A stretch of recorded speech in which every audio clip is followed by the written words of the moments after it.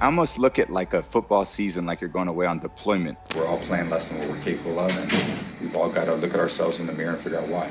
We didn't earn it. We didn't earn the win, So there's a lot of new information on Tom Brady, and some pertains to his personal life that is also apparently affecting his game on the field. We have Tom Brady giving direct quotes that seem a little bizarre on the surface, and at the same time, there's a lot of stuff going on behind the scenes that I wanted to get to in this video. So before we get to the content, we give away $100 at the end of each and every week to a subscriber that turns on our notifications on this channel. Now that we get all that out of the way, break!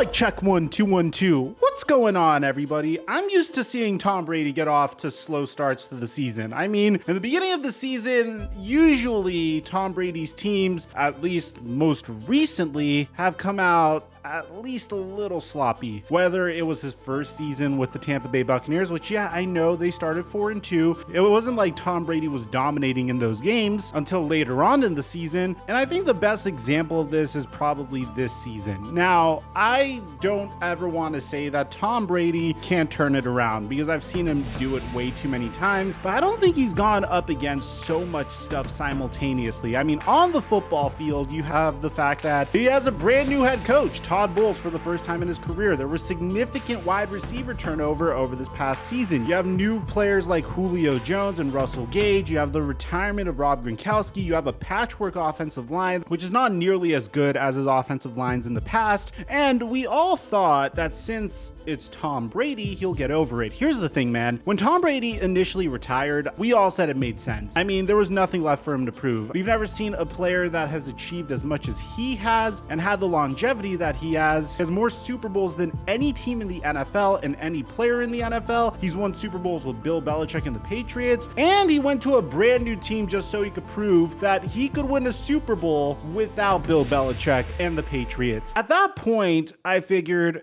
okay, there is nothing left for this man to prove. And following the end of last season, when you looked into the future of the Tampa Bay Buccaneers, with respect to the Buccaneers, it looked like no matter what they were going to do, this team was going to regress, at least on paper. Some of their best players were not going to be there anymore. Whether it's the retirement of players like Ali Marpet, or the fact that Ndamukong Suh didn't return to the Tampa Bay Buccaneers, to Antonio Brown taking off his jersey and running off the field 2 weeks before the season concluded, all the way to Rob Gronkowski, Tom Brady's buddy, looking at Tom Brady and saying, hey, that's enough football for me. Regardless, Tom Brady decided to come back. Ultimately, at least in the earlier part of the season, you could see that he isn't necessarily enjoying the game that he loves so much, at least not anymore. I mean, look at this interview from this past week when he was asked about the fact that most teams are 2-2 and football might be balanced for the first time in quite some time. I think there's a lot of bad football from what I watch, you know. I watch a lot of bad football, a lot of poor quality of football. That's what I see. So this past week, the Tampa Bay Buccaneers faced off against the Pittsburgh Steelers, a team that is clearly rebuilding and a team that, with respect to the Steelers, should be an easy win for the Tampa Bay Buccaneers. At the end of the day, that's not what ended up happening. The Tampa Bay Buccaneers featured a 9-point first half, and they ended the game losing 20-18. It featured some pretty interesting moments like Tom Brady ripping into his offensive line, which also brought up the question that, hey, look, we know this is the GOAT, and at least the narrative out there, and this isn't my take, but this is the narrative, is Tom Brady didn't practice on Wednesday. He isn't expected to practice on Wednesdays because, well, he's 45 years old, and my assumption is that he's Tom freaking Brady. He feels confident and comfortable enough to take that one day off a week so he can make sure he's fresh for the game on Sunday. But then he went to Robert Kraft's wedding on Friday. He wasn't there for a team walkthrough on Saturday, and then he flew on his private jet to Pittsburgh. Now look, I understand underestimating your opponent because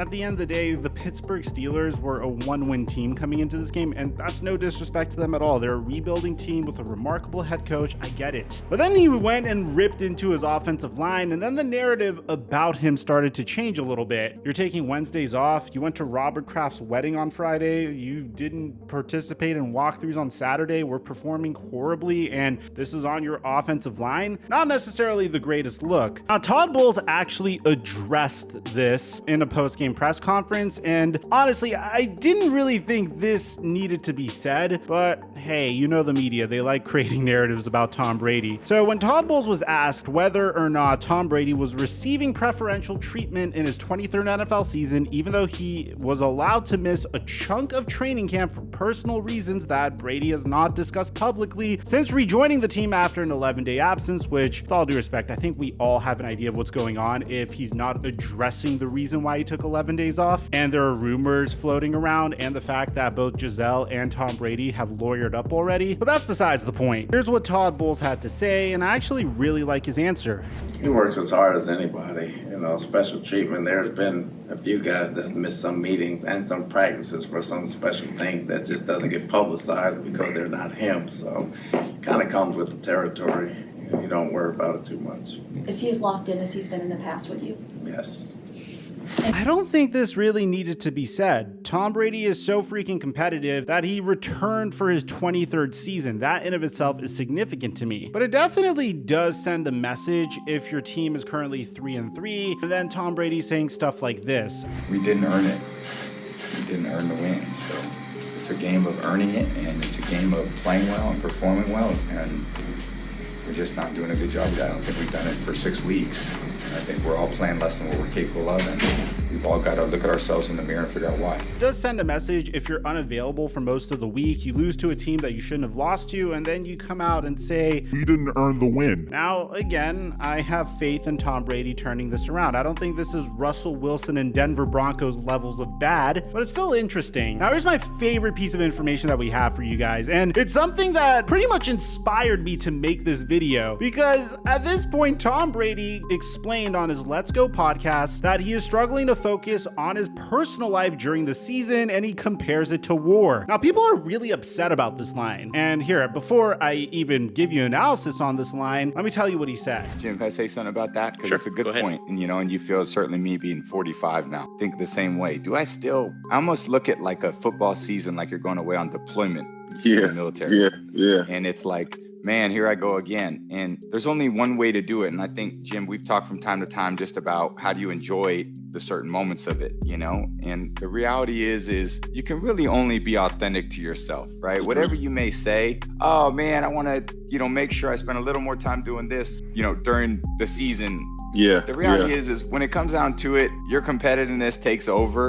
And as much as you want to have this playful balance with the work balance, you're going to end up doing exactly what you've always done, which is why you are who you are. Clearly, this is a reference to his family life and his personal life with Giselle and all of that stuff. But I really appreciate at least this part of Tom Brady where he's being transparent about the way he is. He's very competitive. He's obsessed with his craft, so much so that unfortunately he's dealing with some stuff. And here's the truth, man, not to compare what I do to what Tom Brady does, but ironically, Tom Brady compared what he did to being a military soldier, which a lot of people are upset about this because you have soldiers that train, work their butts off, and make sacrifices to protect our nation. And Tom Brady, with respect to what he does, and as awesome as what he does, works his butt off so he could entertain the masses. And that's why people are upset about it. Personally, I could understand the analogy here. He's trying to say that he's so locked onto his craft that the moment the season starts, it's like, okay, bye family, I gotta go to work. You can just tell that Tom Brady is so passionate about this and it's tearing him apart. Because he continues to say, you're going to go, how the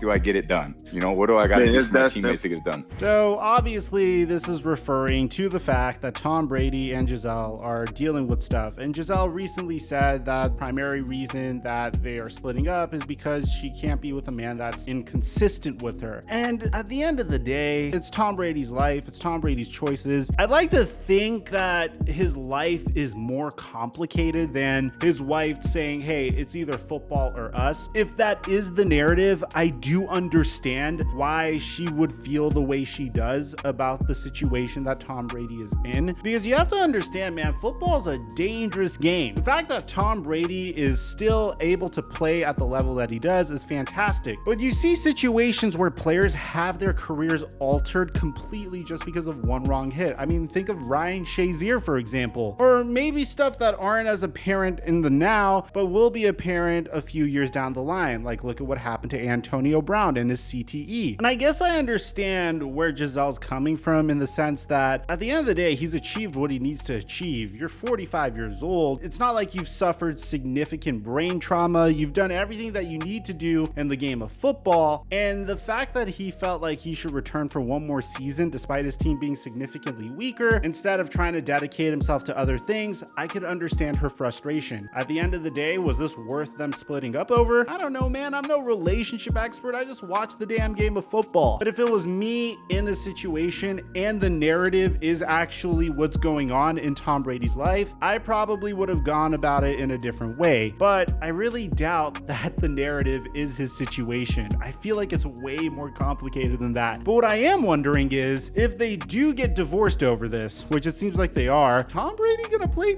past the age of 45? Is he going to enter free agency and sign with a different team this offseason? Is he gonna try to be that part player, part owner that the Miami Dolphins initially were offering him to become? Is this going to continue? Is he gonna play until he's 50? That's what I want to know. Now that this divorce is happening, it makes me wonder if he's going to take it a step further. So let me know in the comment section down below what you guys think about all this, man. I mean, on the field, I expect Tom Brady to turn it around completely. Off the field, I wish him the best. Life is complicated and he seems to understand that. One thing I do appreciate about him is the fact that he's very real about his faults and his shortcomings, and does try his best to lock in to set it straight. That's the thing about being great at what you do. Unfortunately, you need to make sacrifices, and it's becoming apparent the sacrifice that Tom Brady needed to make. It's kind of similar to the sacrifice that Vince Lombardi needed to make in order to become a great head coach. But I'd like to hear what you have to say. Aside from that, I'm your boy Mike, and I'm dropping our mic until our next upload.